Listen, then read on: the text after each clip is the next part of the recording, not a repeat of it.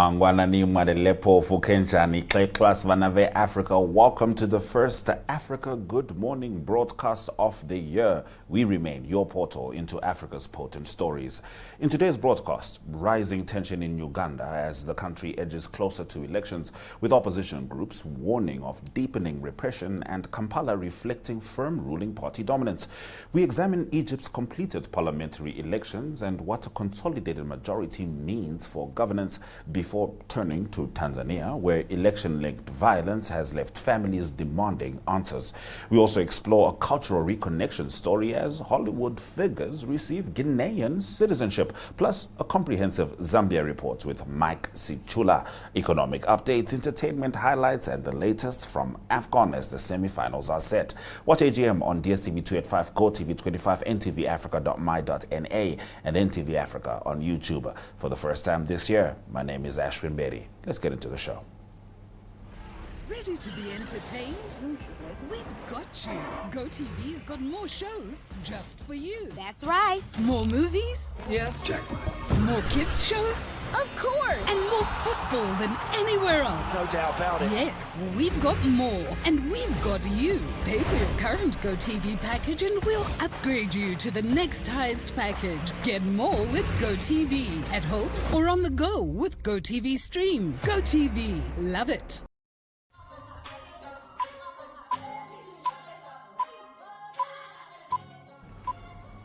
Let's get into the top stories. With Uganda approaching elections scheduled for 15 January, political tensions have intensified after 4 decades of Yoweri Museveni's rule. Museveni, who took power in 1986, is seeking a 7th presidential term, facing his strongest challenge from former entertainer Bobi Wine and his National Unity platform. While the early phase of campaigning appeared calm, repression increased once the NUP actively mobilized supporters, according to governance analyst Christoph Titeka. The party reports hundreds of arrests at its rallies, while analysts estimate lower figures, agreeing that efforts to obstruct campaigning are evident. International concern has grown as the United Nations and rights groups warn of a worsening crackdown. Amnesty International documented incidents where security forces used excessive force, including tear gas beatings and alleged torture at opposition gatherings, with at least 1 death reported. Amnesty says arrests have targeted individuals perceived to support the NUP, including prominent lawyer Sarah Biriete, detained on disputed charges. Analysts describe Uganda as a hybrid regime balancing authoritarian and democratic elements, constrained by reliance on international backing. As Museveni's long rule approaches its limits, uncertainty surrounds how power transition will actually unfold. And we do stay in Uganda, because days before Uganda's general election, Kampala's streets are filled with campaign posters supporting President Yoweri Museveni and his national resistance movement. The 81-year-old leader, in power, as I said, since 1986, is again contesting the presidency despite concerns about humanitarian rights abuses, suppression of opponents, and corruption allegations. Supporters say stability and security outweigh uncertainty promised by the opposition. NRM officials argue that calls for a new country lack clarity, while praising Museveni's leadership and the sense of security under his rule. Admirers credit him with stabilizing Uganda, advancing economic growth, and combating HIV and AIDS, achievements cited by citizens who say life has improved during his tenure. Museveni's eligibility follows constitutional changes removing age and term limits. The election once more pits him against Bobi Wine, the 43-year-old musician turned politician. As voting day approaches, authorities have detained hundreds of opposition supporters. Amnesty International has accused security forces of launching a brutal campaign of repression against Wine's supporters. Despite international criticism, Museveni's base remains visible and vocal, underscoring deep divisions as Ugandans head to the polls. We move over to Egypt, as the country's National Elections Authority has announced the outcome of the final 49 parliamentary seats, concluding an election process that began more than 3 months ago. The results secure President Abdel Fattah al-Sisi a supermajority in parliament, granting him the numbers required to amend the constitution. The announcement followed reruns in constituencies where earlier results had been annulled, while the authority did not publish party affiliations. affiliations of the newly elected members, officials said the outcome is not expected to change the overall makeup of parliament. The legislature remains overwhelmingly dominated by supporters of President Sisi. The lengthy electoral process drew attention for its staggered voting phases and delayed final declaration. With the completion of results, Egypt's new parliament is now fully constituted. The confirmed supermajority consolidates the president's legislative position, reinforcing his ability to pass constitutional changes if pursued. Observers note that the final seat allocations merely formalize an already decisive balance of power. The announcement marks the end of the electoral cycle and sets the stage for the next parliamentary term under firm executive-aligned control, reflecting continuity rather than political shift within Egypt's governing structure. Moving on. Violence surrounding Tanzania's October 29 elections resulted in deadly incidents that witnesses say targeted civilians far from protests. In Mwanza's Mwijimwemwa neighborhood, police opened fire on residents at a cafe, killing at least 13 people, according to witnesses and verified video. Reuters interviewed multiple witnesses who described officers shooting individuals not involved in demonstrations, sometimes kilometers away from unrest. The violence followed the exclusion of leading opposition candidates and a wave of arrests and alleged abductions of critics. United Nations experts estimate at least 700 people were killed extrajudicially, while Tanzanian authorities say allegations are under review. President Samia Suluhu Hassan declared the election winner with nearly 98% of the vote, defended security actions as responses to violence. Authorities imposed internet shutdowns and warned against sharing images during unrest. Witnesses reported indiscriminate police fire, while officials denied any policy of intentional brutality. A commission of inquiry has been established, though no final death toll has been released. Families continue searching for missing victims as questions over accountability persist. In the loss of our top stories, actors Jonathan Majors and Meagan Good have received Guinean citizenship following DNA testing that traced their ancestry to the country. The married couple were granted diplomatic passports during a ceremony in Conakry, overseen by senior associates of President Mamadi Doumbouya. Officials said the pair would represent Guinea internationally, symbolized by the national flag. The actors arrived in the capital to a warm reception from government representatives and musicians. Meagan Good described the moment as a return home, thanking authorities for their welcome. Majors pledged to contribute to Guinea using his professional skills. The ceremony follows a challenging period in Major's career after a 2024 U.S. probation sentence linked to a 2023 assault case. Guinea's initiative reflects broader efforts by African states to reconnect with descendants of enslaved people and encourage engagement with the continent. During their visit, the couple will tour former slave sites in the Bokeh region, from where captives were transported to the Americas. The visit combines symbolic recognition, cultural recognition, and official outreach through citizenship. Those have been our top stories on Africa Good Morning. Shortly, Mike Sichula joins us from Zambia as he delivers the Zambia report. But prior to that, let's have a look at the weather.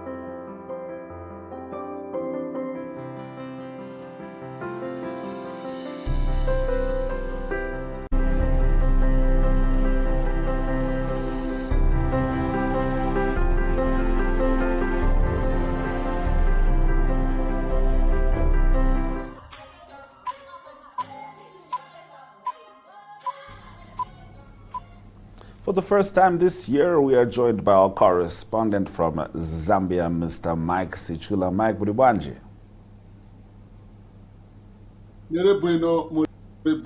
Africa, good morning, and happy new year to our viewers wherever they are. Thank you very much for having me. This episode of the Africa Morning in 26. It's good to have you back, Sir Tiri Bueno. Now, the Zambian government has cut short an IMF credit facility. Tell us more about it, Mike. Well, so according to the IMF, the economy is projected to grow than 5% 2020. Inflation is to return to between 6 and 8 digits within 2 years. So last week, the Minister of Finance announced that Zambia was cutting short the IMF bailout package worth 1.3 billion United States dollars. So in the last 4 years, the Zambian government has been receiving some packages under the $1.3 billion IMF package meant to state the economy and also ensure that the balance of payments meets international standards and also attract foreign investors into Zambia. So they said that they does not indicate a withdrawal from the IMF, but it is a reflection of what a good implementation of the bailout package program. He says Zambia has against extending the current program to move to a new framework that aligns with the country's priorities. So it simply means that the existing IMF program of about $1 billion has attained its objectives, and it's now time for the government to move to a new program that aligns with the priorities of the government in 2026. As you also know that Zambia this year is going to the August, so the government of Zambia is to create a somewhere to prove to the international community they are going to use physical discipline even if the country is going to the elections this year.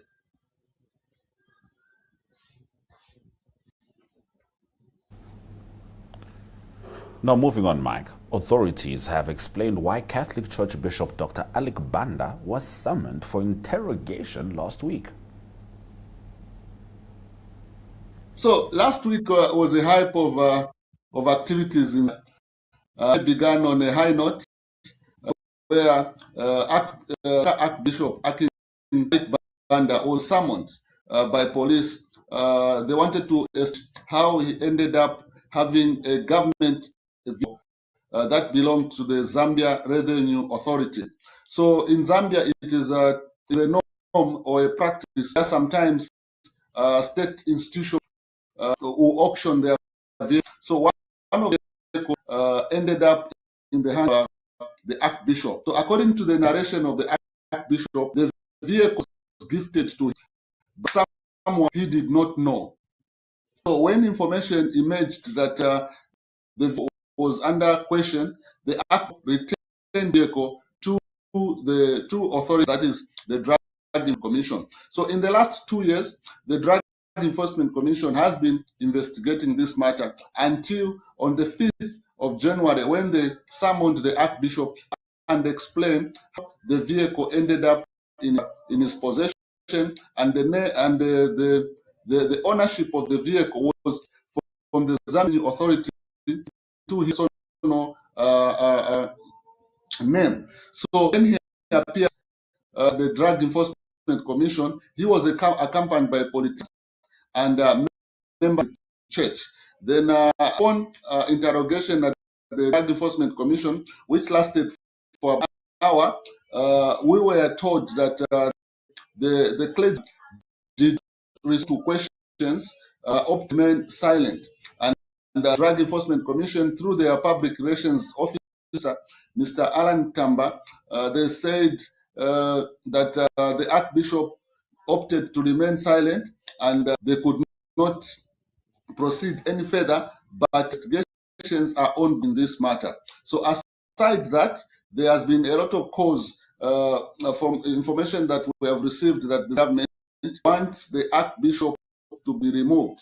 There are unconfirmed reports that suggest that the Zambian government has written to the Vatican that the Archbishop should be removed, because according to them and according to their UPND supporters, they think the act is involving himself, especially with the former ruling party, the Patriotic Front, and also the former first family, that of late President Edgar Lungu. So this is an ongoing case. So as new matters unfold, we are going to inform our viewers on Africa. Good morning.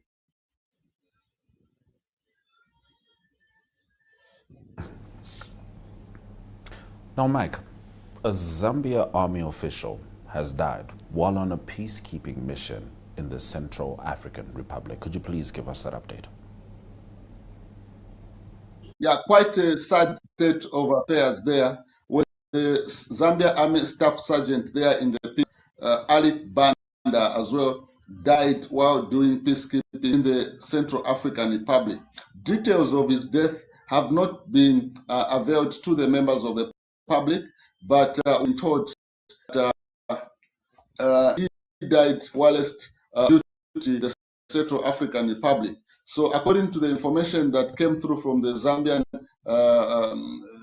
Army, they did that his family had informed, and also President Hakainde Hichilema, who is the commander-in-chief, has paid condolences to them, and this the staff sergeant as he sacrificed and held Zambia's name with all, even when he was away from Zambia doing peacekeeping in public. Then the latest to this matter is that his remains were repatriated to Zambia, and he was buried.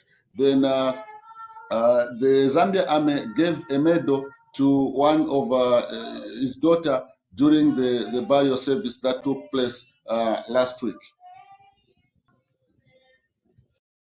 All right, Mike, we end with some entertainment. U.S. content creator iShowSpeed was in Zambia as part of his Speed Does Africa tour. Wow, he received to the thunderous welcome. He came into Zambia through the Zambia's tourism capital, Livingstone, and he received by Zambia's Minister of Tourism, that is Mr. Lord. So that's him there in Livingstone at the Victoria, and the content creator, what he did is he took a bungee jump, which is to the Victoria Falls Bridge. So this aims to Africa's culture, talent, and then he has also been streaming his tour live on YouTube. Then he concluded his tour of Zambia in the capital Lusaka on Friday, and he did a lot of challenges. He went to one of the Chinese-owned Shaolin temple in Zambia. Then he also went to one of the densely populated compounds, that is Matero compound. He also a short show with one of Zambia's biggest music artists, that is Slap D. Then he also conducted some visits to some supermarkets, shopping malls, and also interacted with a number of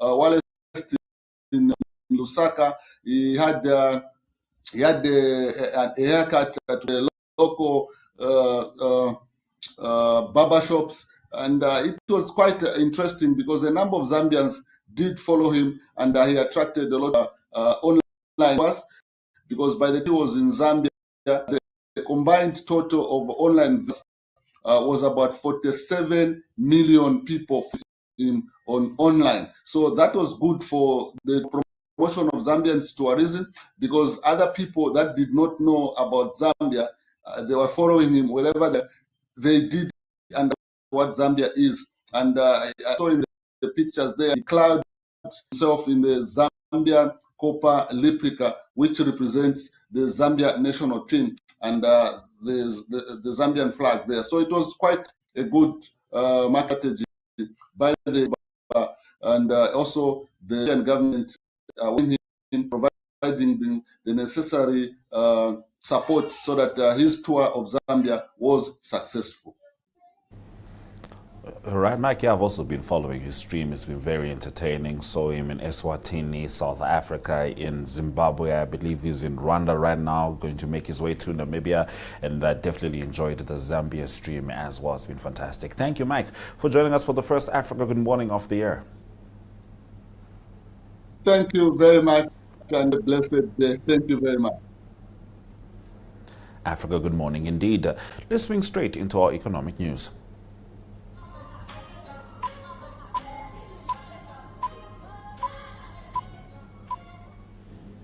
All right, we start off in Ethiopia, where the country has officially begun construction of a $12.5 billion airport project that officials say will become Africa's largest aviation hub when completed in 2030.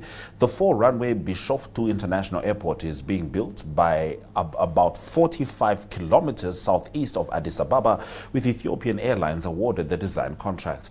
Prime Minister Abiy Ahmed described it as the biggest aviation infrastructure project in Africa's history, with capacity for 110 million passengers annually and parking for 270 aircraft. The new facility is intended to ease pressure on Ethiopia's current main airport, expected to reach capacity within a few years.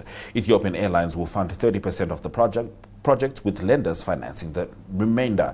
The airline has already allocated funds for earthworks scheduled for completion within a year, while major contractors are expected to begin work in August. Financing interest has come from institutions in the Middle East, Europe, China, and the United States, alongside support from the African Development Bank.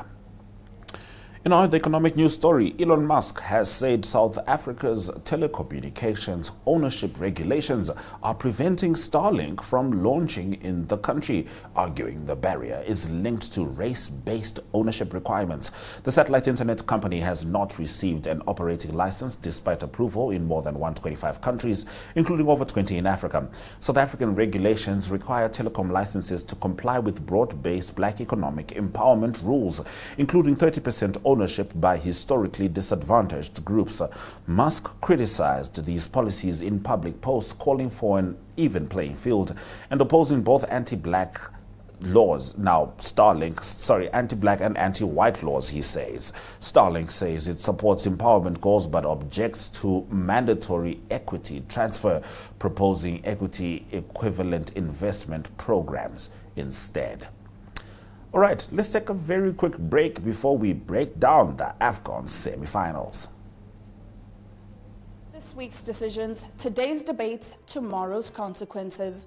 The agenda puts the spotlight on Namibia's most pressing issues and the people driving them. From headline makers to groundbreakers, we bring you voices and perspectives at the center of the national conversation. One story, one interview, the depth you'll not find anywhere else. That is the agenda.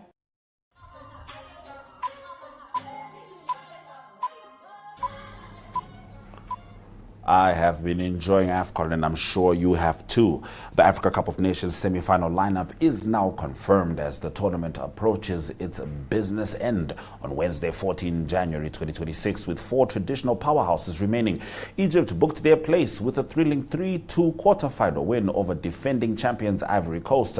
Mohamed Salah among the scorers and celebrating a landmark victory that sealed their last four berth against Senegal in Tangier. Senegal reached the semis with a narrow 1-0 win over Mali, while hosts Morocco continued their home campaign with a composed 2-0 victory over Cameroon. Nigeria dominated Algeria 2-0 to set up a blockbuster semi-final clash with Morocco.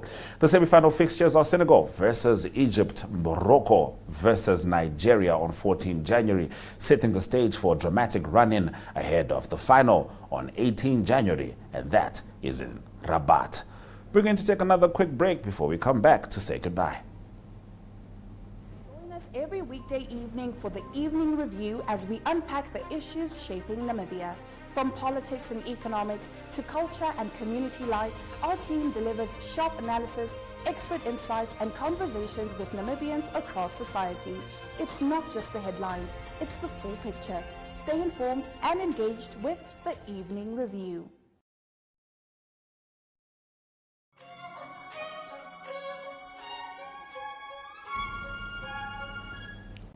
Thank you for watching Africa Good Morning on DSTV 285, GOtv 25, 1up2.com, Network Media Hub, and NTV Africa. That is on YouTube and all social media pages. Keeping in mind that is Africa with a K. That's been the very first broadcast of the year. As you know, we are here for the next 300 or so days of 2026. Thank you for joining us. Stay with Africa Good Morning. And for the first time this year, Swera Jaganaka.